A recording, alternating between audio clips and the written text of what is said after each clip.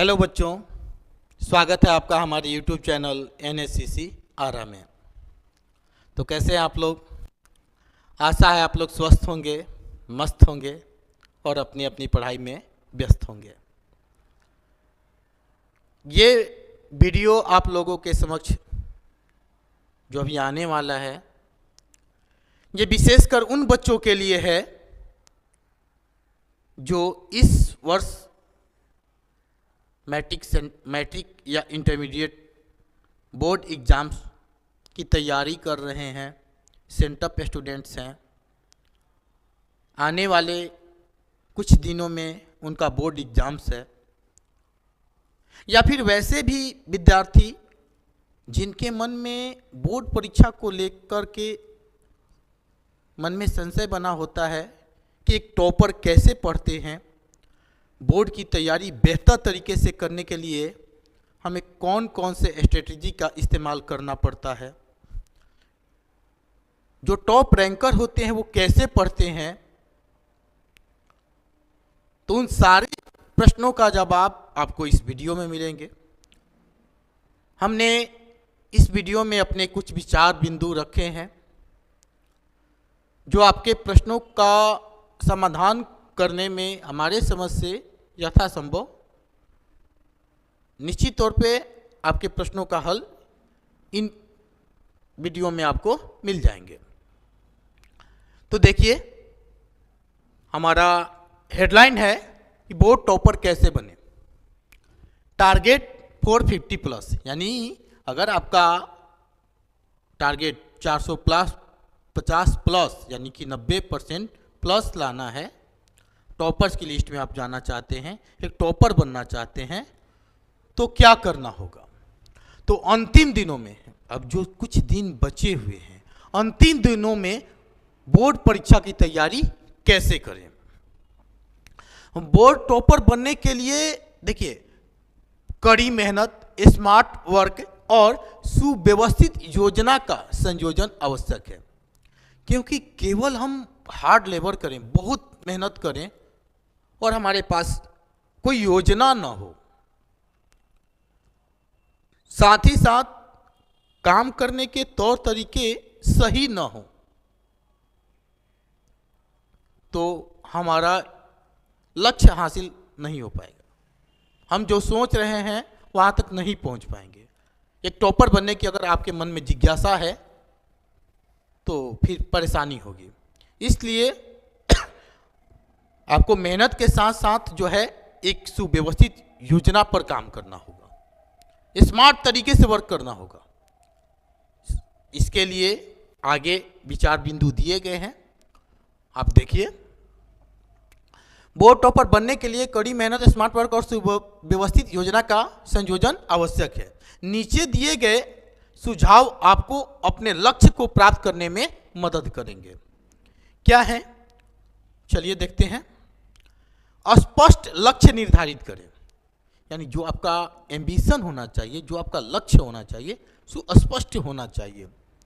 अपने लक्ष्यों को परिभाषित करें और विशिष्ट, मापनीय और प्राप्त करने योग्य लक्ष्य निर्धारित करें।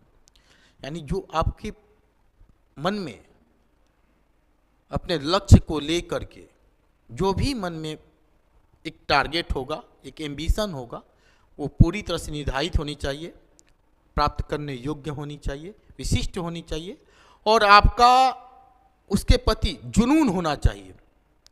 प्रतिज्ञाबद्ध रहें अपने लक्ष्य को लेकर के आप। दूसरा है अध्ययन सूची बनाएं, यानी स्टडी जो आपको करना है उसके लिए एक जो है सूची का होना आवश्यक है। अपने अध्ययन दिनचर्या की योजना बनाएं, यानी प्रतिदिन डेली रूटीन जो होता है उसका योजना बनाएं, ठीक है। प्रत्येक विषय के लिए और विषय के लिए समय आवंटित करें, यानी कि निर्धारित करें। यानी जो भी आपको पढ़ना है प्रतिदिन प्रति सब्जेक्ट होना चाहिए। कुछ बच्चे ऐसा करते हैं, जैसे आज मैथ पढ़ रहे हैं तो साइंस नहीं पढ़ेंगे, सोशल साइंस नहीं पढ़ेंगे, हिंदी नहीं पढ़ेंगे। जी नहीं, आपको समय को डिवाइड करके अलग अलग समय में सारे विषयों पर वर्क करना है। सारे विषयों पर अगर आपका कुछ सब्जेक्ट पर विशेष कमांड है तो उस पर कितना समय दें, अगर कोई सब्जेक्ट आपको थोड़ा सा वीक नज़र आता है तो उस पर कितना समय दें, ये अपने नज़रिए से उस के अनुसार अपने समय को निर्धारित करें। तीसरा पॉइंट है समझने पर ध्यान दें। कुछ बच्चे होते हैं सिर्फ रटने का हाल जानते हैं, जी नहीं, रटने पर फोकस न करें, ठीक है, केवल याद नहीं करें, यानी रटे नहीं, तथ्यों को समझें और उसे अपनी योजना में शामिल करें। जैसे हमारी जहां तक राय है, यदि कुछ आप याद करते हैं, पढ़ते हैं, स्टडी करते हैं, तो कुछ समय उसके मंथन पर दें, उसके चिंतन पर दें, उसके बारे में सोचें, क्या पढ़ा हमने, कुछ ना कुछ निष्कर्ष निकलता है, उसके बारे में भी सोचें, मंथन करें, तो ज़्यादा समय तक आपके माइंड में रहेगा, ठीक है। तो रटने पर ध्यान न दें, बल्कि तथ्यों को समझें, क्वेश्चन को समझें, समझने पर विशेष ध्यान दें। इसके बाद नियमित रूप से अभ्यास करें। देखिए, रिवीजन, प्रैक्टिस बहुत जरूरी है। रेगुलरली यानी कि कंटिन्यू तरीके से लगातार प्रैक्टिस का होना जरूरी है।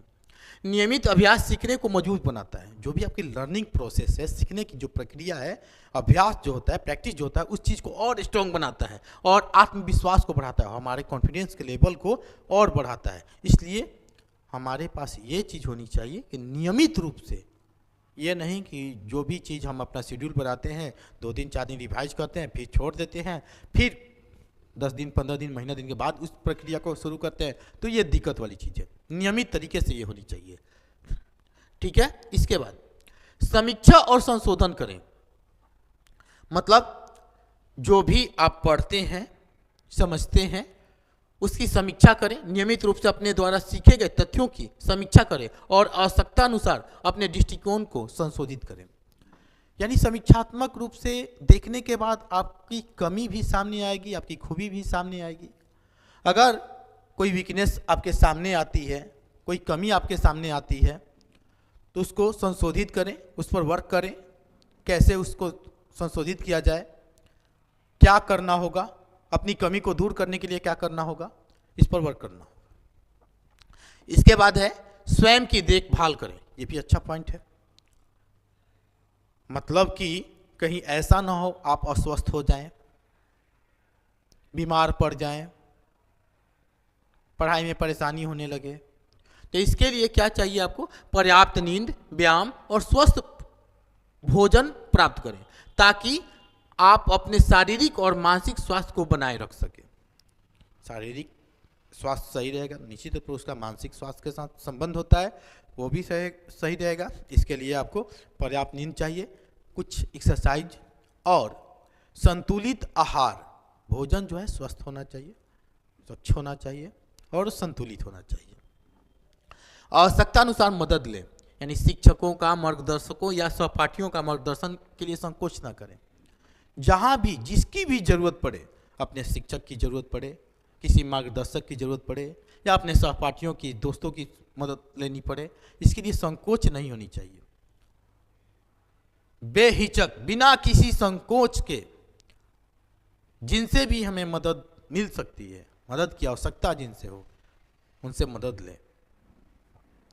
प्रेरित रहें, मतलब अपने लक्ष्य को याद रखें और खुद को हमेशा प्रेरित करते रहें। जो आपका लक्ष्य है, जो आपने एम्बिशन बनाया है, जो लक्ष्य आपने निर्धारित किया है, उसे अपने आप को याद दिलाते रहें। इससे क्या होगा? आप स्वयं को हमेशा मोटिवेट पाएंगे, आप खुद को प्रेरित करते रहें। इसके बाद है अगला पॉइंट हमारे पास, संगठित रहें। मतलब अपने अध्ययन सामग्री जिसमें नोट्स हो या सूची शामिल है, वो संगठित एवं आसानी से सुलभ रखें। यानी कि अपने जो भी आपका नोट्स है या पढ़ने की जो सामग्री है, पाठ्य सामग्री है, उसको ऐसे स्थान पर रखें कि कहीं भी कभी भी जरूरत महसूस हो तो उसको ढूंढने में दिक्कत परेशानी ना हो, आसानी से हमारे पास उपलब्ध हो जाए। शांत और केंद्रित रहें, मतलब परीक्षा तनाव को ध्यान या गहरी सांस लेने जैसी आराम तकनीकों के साथ प्रतिबंधित करें। कुछ बच्चे ऐसे होते हैं, जैसे जैसे एग्जाम का समय नजदीक आता है, हतोत्साहित होते जाते हैं, एग्जाम फोबिया, जैसे एग्जाम का डर उनके ऊपर हावी होने लगता है। तो उससे गहरी सांस ले, खुद को शांत होने,